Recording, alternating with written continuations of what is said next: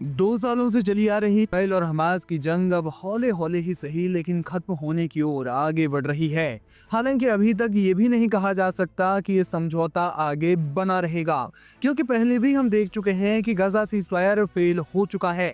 इसी बीच तुर्की के राष्ट्रपति रजब तैयब एर्दोगन ने इसराइल को कड़ा संदेश दिया है। 10 अक्टूबर को ब्लैक सी प्रांत रिजे में एक समारोह के दौरान दिए गए भाषण में एर्दोगन ने चेतावनी दी कि अगर इसराइल ने हमास के साथ हुए युद्ध विराम समझौते का उल्लंघन किया या गजा में नरसंहार जैसी स्थिति वापस पैदा की तो इसके बहुत गंभीर परिणाम भुगतने होंगे। एर्दोगन ने इसराइल के बहानों पर समझौतों को तोड़ने के लंबे इतिहास की आलोचना की और तुर्की की सक्रिय भूमिका पर जोर दिया, जिसमें समझौते की निगरानी और गजा के पुनर्निर्माण में योगदान शामिल है। ये चेतावनी अमेरिकी राष्ट्रपति डोनाल्ड ट्रंप की मध्यस्थता में 9 अक्टूबर को मिस्र के शर्म अल शेख में हस्ताक्षरित युद्ध विराम समझौते के ठीक बाद आई है।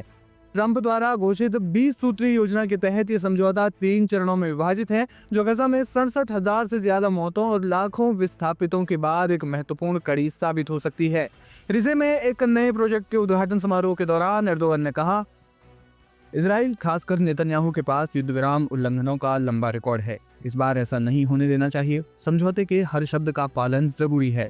तुर्की इस समझौते की निगरानी के लिए बनाई गई संयुक्त टास्क फोर्स में शामिल होगा। गजा का पुनर्निर्माण हमारी जिम्मेदारी है। यदि गजा में नरसंहार जैसी स्थिति लौटती है तो इसकी कीमत बहुत भारी होगी। एर्दोगन ने अंतर्राष्ट्रीय समुदाय से गजा में फंसे नागरिकों तक तत्काल सहायता पहुंचाने का आग्रह किया। उन्होंने कहा कि सर्दी से पहले भोजन, दवाइयां और अन्य जरूरी सामान पहुंचानी होंगी। हमारी नौसेनाएं मिस्र में डॉक पर तैयार हैं। तुर्की ने फिलिस्तीन में युद्ध अपराधों के आरोपियों को जवाबदेह ठहराने के प्रयासों को तेज करने का वादा भी किया है। एर्दोगन ने ट्रंप, कतर और मिस्र की भूमिका की सराहना की, लेकिन जोर दिया कि तुर्की ने हमास को समझौता स्वीकार करने के लिए राजी किया। वहीं कुछ रिपोर्ट्स के मुताबिक इसराइल ने एर्दोगन के बयान को खारिज करते हुए कहा कि तुर्की हमास का समर्थक है। वहीं हमास ने तुर्की की भूमिका की सराहना की। जानकार मानते हैं कि दूसरे चरण, जिसमें हमास का निरस्त्रीकरण और इसराइल की पूर्ण वापसी शामिल है, उसमें चुनौतियां बढ़ेंगी, क्योंकि इसराइल पर पहले ही सहायता बाधित करने और फिलिस्तीनियों की हत्या के आरोप लगे हैं। इधर हमास नेता बासिम नईम ने ट्रंप की उस शर्त को सिरे से खारिज कर दिया जिसमें हमास से हथियार डालने की मांग की गई है। स्काई न्यूज को दिए गए एक विशेष इंटरव्यू में बासिम नईम ने कहा कि हमास गजा के शासन से अलग हो सकता है, लेकिन जमीन पर अपनी मौजूदगी बनाए रखेगा और निरस्त्रीकरण तभी संभव है जब स्वतंत्र फिलिस्तीनी राज्य की स्थापना हो जाए। ये बयान 2 वर्षों के खूनी संघर्ष के बीच आई नई उम्मीदों पर सवाल खड़े कर रहा है, जहां 66,000 से ज्यादा लोग मारे जा चुके हैं।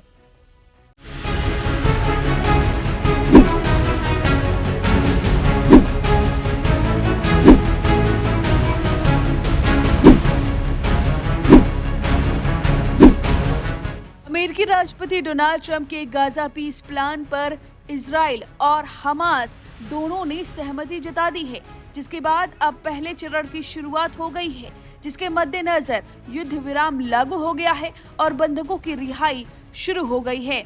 और अब इजराइल ने फिलिस्तीन के 250 कैदियों को रिहा करने का ऐलान कर दिया है। बंधकों का बकायदा लिस्ट जारी कर दिया है।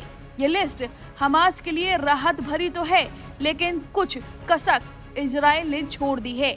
दरअसल हमास ने बकायदा कुछ ऐसे चुनिंदा नेता थे जिसकी मांग की थी, जिंदा या मुर्दा, लेकिन इजराइल की इस लिस्ट में उनका नाम शामिल नहीं है। चलिए जानते हैं कि हमास किन नेताओं की मांग कर रहा था और इजराइल ने उनका नाम लिस्ट में क्यों नहीं रखा। तो आपको बता दें कि लिस्ट में हमास, फिलिस्तीनी इस्लामिक जिहाद, फतह और पॉपुलर फ्रंट जैसे कई लड़ाके सदस्य शामिल हैं। हालांकि इस लिस्ट में मारवान भरगौती का नाम नहीं है, जबकि हमास ने उनकी रिहाई की मांग की थी। आपको बता दें कि मारवान बरगौती वही शख्स हैं जिनको लेकर ये संभावनाएं जताई जा रही हैं कि यही फिलिस्तीन के पहले राष्ट्रपति हो सकते हैं। मारवान बरगौती एक प्रमुख राजनीतिक और सैन्य नेता है। इजराइल के खिलाफ कई हमलों में शामिल रहने के आरोप में बरगौती जेल की सजा काट रहे हैं। बरगौती को 40 साल की जेल की सजा और 5 आजीवन कारावास की सजा मिली है। हालांकि इजराइल ने रिहाई की लिस्ट में मारवान बरगौती का नाम नहीं शामिल किया है, जिस पर हमास अड़ा हुआ है। जानकारी के मुताबिक इजराइल 250 कैदियों, 22 नाबालिग और 1722 गाजावासियों को रिहा करने जा रहा है। इसमें से किसी का भी नाम 7 अक्टूबर 2023 को हुए हमास हमले से नहीं जुड़ा था। 1722 गाजावासियों में से 1411 इजरायली जेल सर्विस की हिरासत में हैं, जबकि 311 आईडीएफ की गिरफ्त में हैं। इजराइल ने साफ कर दिया है कि रिहाई हमास द्वारा शेष 48 बंधकों को छोड़ने के बाद ही की जाएगी। इन बंधकों में 7 अक्टूबर को अगवा किए गए 251 लोगों में से 47 बचे लोग शामिल हैं। साथ ही एक सैनिक का शव भी है जो 2014 की गाजा जंग के दौरान शहीद हुआ था। रिपोर्ट के अनुसार इजराइल ने यह भी तय किया है कि वो 360 गाजा लड़ाकों के शव वापस करेगा। हालांकि उनके हमास के शीर्ष नेताओं याह्या सिनवार और मोहम्मद सिनवार के शव लौटाने से इनकार कर दिया है। ये दोनों हमास के सबसे बड़े चेहरे माने जाते थे और इजराइल की कार्रवाई में मारे गए थे। हमास चाहता है कि उनके शव वापस फिलिस्तीनी जमीन पर पहुंचे, लेकिन इजराइल ने इन दोनों शव को वापस करने से साफ साफ इनकार किया है। वहीं संभावित समझौते के बाद हजारों फिलिस्तीनी अपने टूटे हुए घरों की ओर लौटने लगे हैं। जिन गलियों को कभी उन्होंने युद्ध की आग में छोड़ दिया था, अब वहीं लौटने की कोशिश में हैं। कई लोग अपने बचे कुचे सामान के साथ 20 किलोमीटर से अधिक दूरी पैदल तय कर रहे हैं, अपने घरों की तरफ जा रहे हैं। थकान, डर और उम्मीद तीनों भाव उनके चेहरे पर साफ झलकते हैं। गाजा के मलबे के बीच लौटते ये लोग मानो कह रहे हों कि हमारी जमीन चली है लेकिन हमारी उम्मीद नहीं। वहीं आपको बता दें कि ट्रंप ने सितंबर में अपनी 20 सूत्री गाजा शांति योजना पेश की थी, जो हमास को 5 अक्टूबर तक स्वीकार करने की समय सीमा के साथ आई थी। योजना में बंधकों की रिहाई, युद्ध विराम और मानवीय सहायता का प्रवाह प्रमुख बिंदु थे।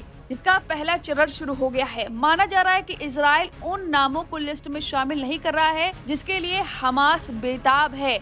ऐसा करके इजराइल हमास की दुखती नस को हमेशा टटोलता रहेगा। यही वजह है कि सबसे पहले 48 बंधकों को वो रिहा करवाना चाहता है, जिससे वो इजराइल पहुंचे, उसके बाद ही वो बड़ा फैसला लेगा। फिलहाल देखना होगा कि हमास क्या अपनी बात मनवाने में सफलता हासिल करता है या नहीं। कुछ ही ऐसे चुनिंदा हमास के नेता हैं जो अभी भी रिहा नहीं हो पाए हैं। फिलहाल इस पूरी खबर पर आपकी क्या राय है, हमें कमेंट करके जरूर बताएं।